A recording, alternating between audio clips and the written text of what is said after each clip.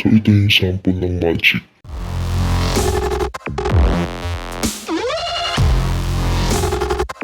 Okay, ngayon sa pag-review ng ating V8 sound card, itetest natin lahat yung mga knobs and controllers. First is i-on mo lang ng 3 seconds yung power until magpapap yung blue. Then, itong dalawang malaking knobs is for microphone. So, i-try natin sa pinaka-maximum. Then, ilalagay natin siya sa maximum. Ito naman is para sa reverb or echo. Okay, so lagay natin sa pinakamalakas, then babalik siya sa pinakamahina. Kung gusto mo ma-improve yung equalizer ng recording mo is naka full volume lang itong dalawang to. Then sa record is pag magre-record ka, much better if naka full volume lang. Halimbawa nagre-record ka, then hindi siya naka full volume, like much better if naka full volume siya. Sa music naman, so, tayo, 50% tayo ngayon. So, lalaksan natin siya. So, ito na yung pinakamalakas para sa controller ng music. So, try natin hinaan. Sa monitor naman, ito yung pinaka-controller para sa lahat. So, mas maganda if pag naka-full volume siya. So, try naman natin ngayon yung red and black knobs. So, i-flip natin. Kapag naman naka-live stream ka, then gusto mo mag-shoutout, i-on mo lang yung Dutch. So, if naka-on yung Dutch, automatic na mag-off yung background music mo. Then, shoutout sa mga viewers natin. Sa MC naman, I think is para sa mic to. So, i-on natin yung electric fan. Pag in-on natin yung MC, medyo magre-reduce ng sounds na nakaka-capture niya sa paligid. Off natin. Bumalik yung tunog ng electric fan. Sa shockwave naman, medyo lumakas yung mic natin. Then, pati yung nasa paligid is nakaka-capture ko siya. So, sa magic naman, try natin. So ito yung sample ng magic.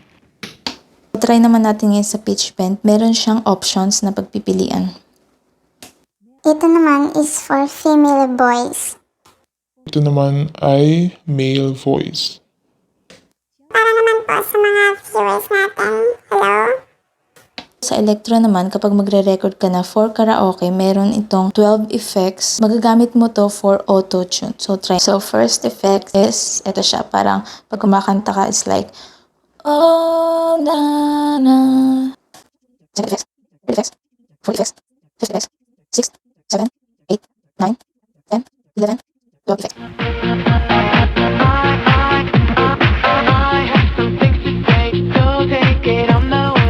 So, yung songs at saka yung Dodge, hindi mo siya pwedeng pagsabayin kasi yung Dodge is nakakonect sa accompany instrument para lang sa background music.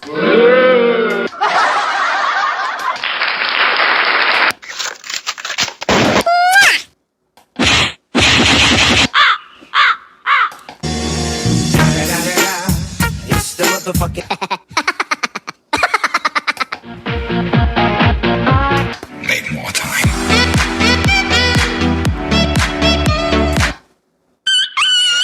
Ngayon is try natin na gamitin yung speaker. Ikakabit natin siya sa V8 Soundcard. Ito yung likod ng speaker ko. So, ilalagay mo siya sa aux in. Dito naman sa V8 Soundcard is yung earphone speaker. So, ang connections kasi nito is 3.5.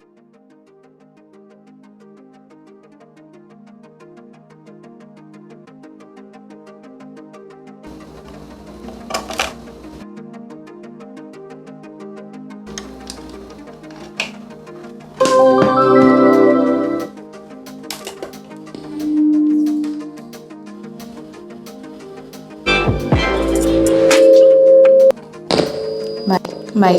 Okay.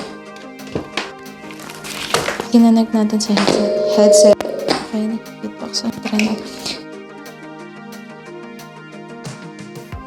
Much better kapag earphones na ang gamit natin. Kasi kanina nag-clipping siya, nag-feedback.